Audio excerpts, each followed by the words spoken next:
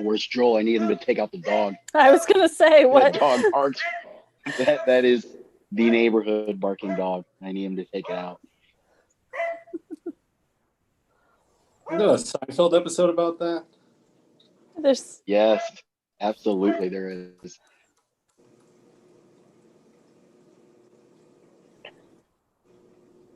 Okay. Probably. Brian, are you comfortable that if we start? Okay. We had a board meeting last night. She did not attend. So I'm surprised that she said she would. So no problem. We're good. Let's roll. Okay, then we'll call the meeting to order. Roll call. Joe, can you give me just a real quick second? I'm going to, okay. I just needed to turn off the mute on the other thing so I wasn't getting dings in my ear. I'm pulling my duties and Brooks today, so sorry about that. Okay. And I got to get to the right page. So bear with me. This is job security for Brooke, right? I've got Trustee Cassidy. Here. Trustee Johnson. Trustee Dickerson.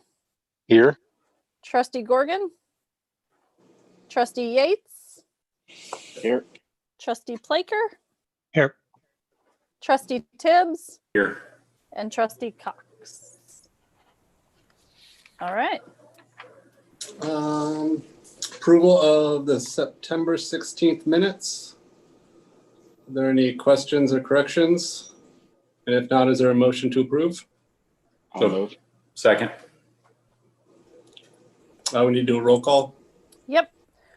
Trustee Cassidy. Aye. Trustee Dickerson. Aye. Trustee Yates. Aye. Trustee Placker. Aye. Trustee Tibbs. Aye. Motion carries. Review of bills for September. You've got questions? Yeah, you've got the September bills and financial report in there. There's nothing sort of out of the ordinary in the September bills. The only thing I would maybe draw your attention to is that there's a new vendor that you see in there, which is Cabe Sanitary Supply. And that was who we started sourcing our kind of COVID cleaning materials from. So those are just kind of some bills from that. But beyond that, everything is pretty standard. Probably less than we're used to seeing right about this time of year, though. So what was the pest of the month? The pest of the month? Oh, let me tell you, it's crickets this month. Nice. Crickets. Yeah, we actually have monthly pest control that comes anyway, but this month it's crickets. I don't know about the rest of you, but we have crickets everywhere this month. I don't know where they're coming from. We also have a groundhog, but that's a story for another time. Bill, haven't you guys been doing? Joel, come take it out. Joel. That's right.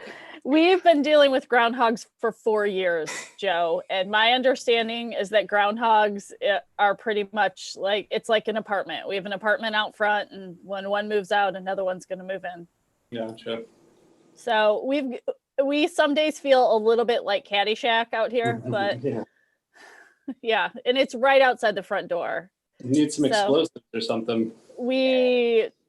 Yeah, it's right outside my window. So it sits on this rock and like taunts me outside my window. It's sort of humorous, and I feel like it needs its own like Twitter or something, but I'm not that clever. So Are there any other questions for the September bills? If not, is there a motion to approve? Motion to approve. Second. Roll call vote. Trustee Cassidy. Aye. Trustee Dickerson. Aye. Trustee Gorgon. Oh, he's not here. Trustee Yates. Aye. Trustee Plaker. Aye. Trustee Tibbs. Aye. Motion carries. Motion carries. Financial report for September. I know we already covered that, but are there any questions on that? If not, a motion to approve? So moved. Second. Roll call? Trustee Cassidy, Aye. Trustee Dickerson, Aye. Trustee Yates, Aye. Trustee Plaker, Aye. Trustee Tibbs. Aye. Motion carries. Director's report.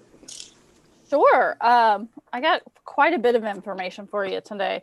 HISRA staff have participated in a couple of exciting things over the last month or so. We participated in the Big Table, which is a virtual event that promotes kind of regional community building through conversations that are designed to strengthen and connect communities and people.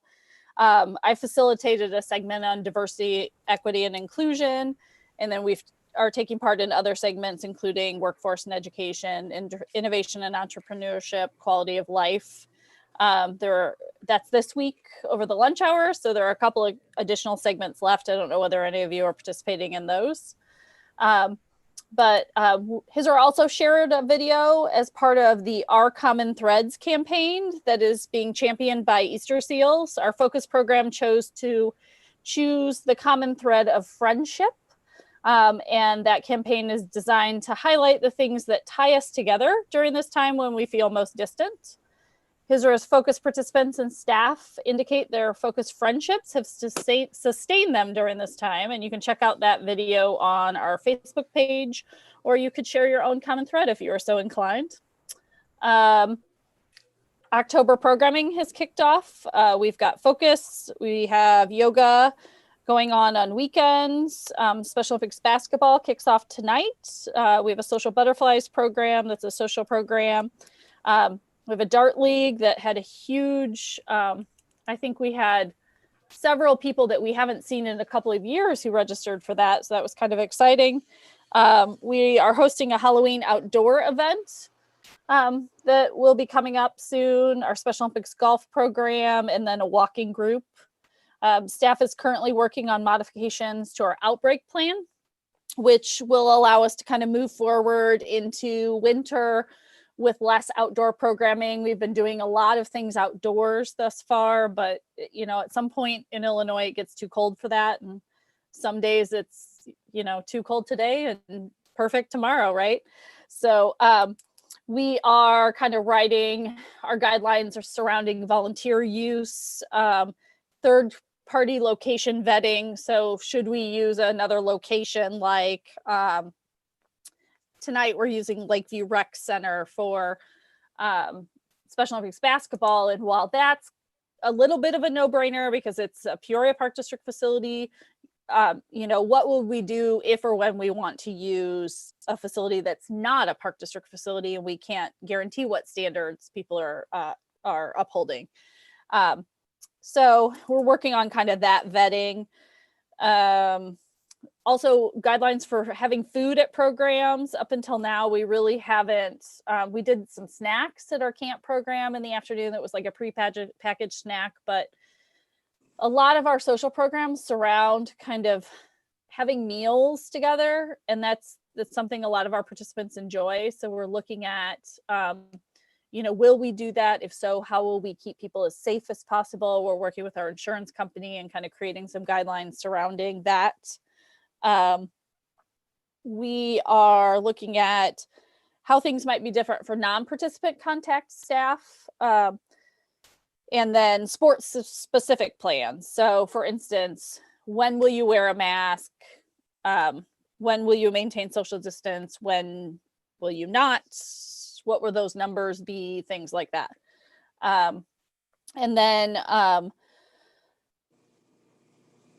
so we'll work on all of that. We've been working with our insurance company. I just had a phone conference with them last week. And then we'll take it back to the health department, just kind of make sure they don't have any thoughts or suggestions. We've also been doing kind of some research surrounding just like things like singing and music and what happens. And there's a couple studies out there. So, you know, how we might incorporate some of those things in our programming again in a safe way. As far as the flooding impact, you know, 2020 wasn't enough. We had to flood our building too. So things are starting to look really good around here. As with everything, there's always a silver lining. We only had 1 day of programming canceled, which is awesome. Luckily, we were in the building and we got to it right away. And a couple of the Peoria Park District maintenance staff were in the building, so that was super helpful. But just to kind of outline those expenses, we had expenses pertaining to just the water removal from Menold restoration. They had to take out the trim so that they could put the fans in to dry the drywall and things like that. We did not have to remove any walls, which was really fortunate. And then the insurance adjuster spec to have us replace some carpet, which was in need of a replacement anyway. So that's our silver lining. And so we'll replace that carpet, replace the trim that was taken out. It was around $1,100 for PIPCO to come in and repair that break and leak. And then we lost our registration computer hard drive. So we'll replace that as well as our front desk phone. And beyond that, it's just whatever cost associated with PPD maintenance that has come in and done things like little things here and there, as well as helping with the initial portion of it. So that total is right around $20,000. We have about $1,000 deductible. So we'll the impact was not terrible. And we get some carpet replaced. So that's fantastic. We are all but waiting on the carpet, which is supposed to arrive. Carpet Weavers is doing the carpet. It's supposed to arrive tomorrow. So once they have that in, we will schedule them to come in and replace that carpet and that trim. And then we'll be able to move things back. But we have the space in the building due to less programming right now, and are able to use the building. It'll just be a short disruption for the carpet replacement. So it should be good. Looking ahead, just a couple of things. With the help of the Peoria Park District and with Peoria Park District, we applied for reimbursement of some COVID expenses through FEMA and the CURE program, and that was approved. So we're in the process now of kind of detailing out those things. So we actually anticipate, I don't really have numbers yet, but we anticipate there'll be some reimbursement of some of the expenses associated with COVID, which will be really nice. And then in addition, I spoke last month about us outfitting our buses with some plastic dividers so that we could utilize transportation for our focus program. And I'm currently in discussion with Paderma about the potential reimbursement of that as well. So they are considering helping us with that expense in order to be able to offer that option in that program. So that will be really good because we know COVID's not going anywhere and we'll need those for a while. But beyond that, I'd be happy to answer any questions about that information. And then I'll talk a little bit about budget and where we're at and where we're going. Does anybody have any questions?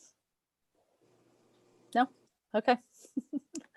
I don't have a 2021 budget for you yet. I'm just waiting on a couple of last minute hanging chads, but the 2020 picture, surprisingly, is not terrible for HISRA because a lot of our programs are pretty staff heavy and that subsidy exists. We actually will end 2020 with a surplus. So I know that sounds crazy, but it is reality for us. Right now that working number is right around $60,000, but I'm still kind of fine tuning some of those things. And we have that reimbursement hanging out there. So we'll see where that ends up. But it's not a totally bleak picture. We also anticipate some unemployment reimbursement related to COVID. So that also, makes it a little better picture. Then, of course, the added bonus of carpet being paid for through the insurance claim, which is nice. And then just some lack of purchasing due to canceled programming that impacts us in a way that's kind of interesting. But our current reserves are right around $283,000, so we anticipate adding to that, which is a good thing, right? We've always got some things we can do around this building. With the 2020 budget, we know that challenges exist. Well, we are anticipating the budget will include the current COVID restrictions to take place, or some COVID restrictions to take place probably through June of 2021. Who knows, even beyond that, potentially. We're budgeting camps at about 75%. We weren't even close to that this year, but we're budgeting at about 75% as a working number. We know there are some people that simply just won't take part, right, because of pre-existing conditions, comorbid conditions, things like that they just don't feel safe in group settings. We see that with the options for school right now. So, but we also know that, at that point, we'll have almost a year of that under our belt. So more people will likely take part in camps this summer. A lot of that'll just depend on where those restrictions are at that point. So, we'll have to make some decisions about that in April and May to see where those restrictions are and how that impacts our numbers and how many sites we might potentially need to operate in. We will have some impact from the minimum wage. In 2020, that impact was pretty small because most of our staff at that point really were not making minimum wage. We've got some camp staff that do, but we pay a little bit more than minimum wage. So that impact, and then with COVID, right, and less staff hours and things like that, that impact was pretty minimal. So I don't think we really felt the initial part of it. So it was really around $2,500 to $3,000 is it for 2020. But 2021, that will be much more significant, right? Because January 1st, that minimum wage goes up to $11 an hour. And that really starts hitting where some of our staff are. So we anticipate that to be higher in 2021. And so, we will not be able to sustain programming into 2023 if we don't make some changes. So we'll be talking about that probably over the course of 2021. What might that look like, or how might we find additional revenues so that we can support that? We have a lot of teachers and certified professionals that work for us in the summer and things like that. So they certainly don't make minimum wage when they work for us, as I'm sure they don't for all of you either. So that compression is where it really gets us to, beyond just the minimum wage, is that when we start getting to $14 and $15 an hour, HISRA's coordinators make $17 an hour, roughly, right? So to start out with no experience. So that does start to make a situation where we really have to take a look at that and look at all of those things together and the impact. So, but that being said, we do, I anticipate bringing you in our next meeting a balanced budget. So we won't be in a position where I anticipate using any reserves next year at all. As a matter of fact, we'll even be able to likely do some things. If we do use reserves, it will be because we do some sort of building project, which is what those reserves are for. So like I said, right now we've got around $283,000 in reserves, and then we'll add some of that to that this year. But coming up, beyond 2021, we need to address the roof on our building at some point. It will need to be replaced or have some major work done to it at some point post 2021. And then we've got a couple of windows that we're, just kind of watching and looking at. So, and looking ahead in the next several years, looking at some of those things. Our fleet of vehicles is pretty good. We do have one minivan that's a little bit older. So probably in the next, beyond 2021, we would start looking at that to see if it needs to be replaced, and what our usage is, and does that still meet our usage. But that's kind of just a nutshell overview of sort of where we will be in the next meeting. So I'd be happy to answer any questions about that.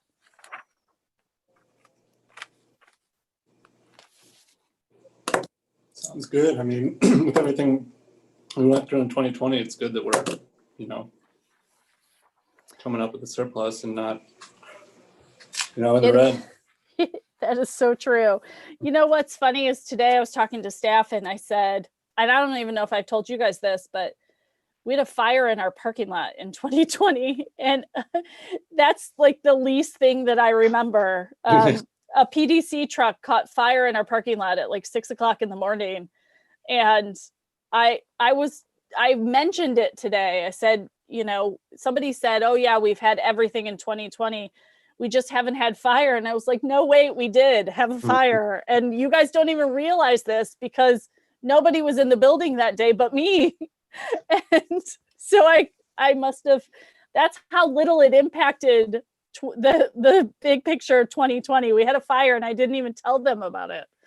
So yeah, PDC fire truck caught fire in our parking lot. It was quite the spectacle. I got to watch the video. It was actually fairly scary. It was a big like fire. You need to start parking that van you need to replace closer to the dumpster. Hey, listen, this is probably being recorded, so you might want to be careful. I mean, we've had a lot of luck with insurance this year, so I don't want to press it. Any other thoughts or questions? Hey, Katie, you had mentioned something about some of the participants with pre-existing conditions or comorbidities that just aren't comfortable or aren't able to participate in some of the camps or activities. You got a percentage on that? I don't, Shane. I could probably go back through and tell you based on where our registrations were last summer for camp and how many dropped out. I have the information. I just don't have it in front of me. And to be honest with you, the last meeting where my internet started cutting out, it was because I started looking stuff up on my computer. So I'm not going to do that this time. But I can get that to you, Shane. Yeah, I'm kind of curious. I just wonder if and has there been any thought, I guess, into programming to into next year, possibly early next year, that might address some of those participants that have kind of been left behind. We have had some discussions about the potential of doing some virtual. So in our Camp Free to Be program, especially, that's where we saw it most.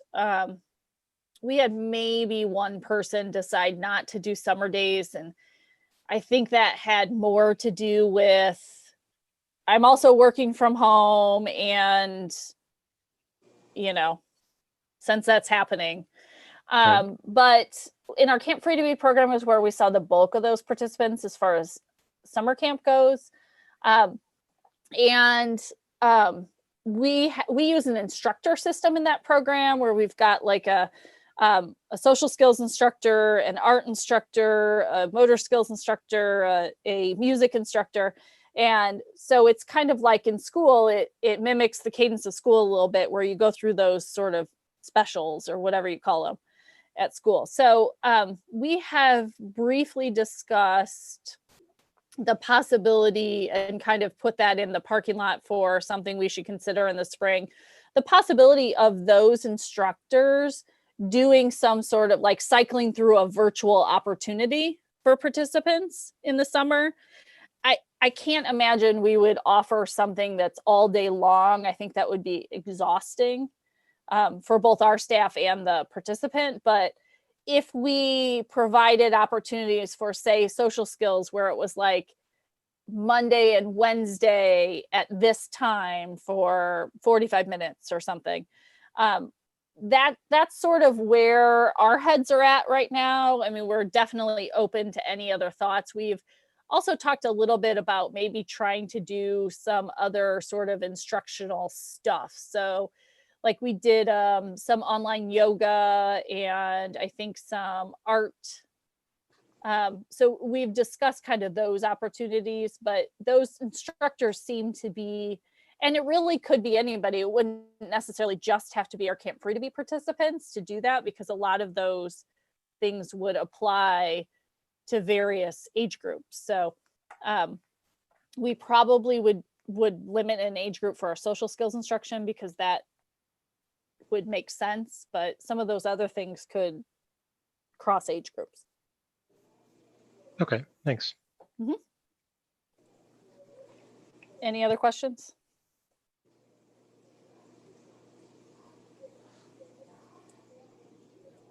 All right. So that's the 2021 budget preview. So no pending business. None. Citizens request the board. None. Correspondence, other None. business. Nope. And is there a motion to adjourn? So moved. Second. Roll call. Trustee Cassidy. Aye. Trustee Dickerson. Aye. Trustee Yates. Aye. Trustee Plaker. Aye. Trustee Tibbs. That's it. All right. All right. Bye, guys. Thanks, guys. Thanks for your time. Hey, thank you, everybody. Bye. Hey, Shane, are you still on? Yes. I wanted to let you know I worked with our web designer and we're starting to get that stuff on the website. Awesome. So Awesome. yeah, so thanks for pushing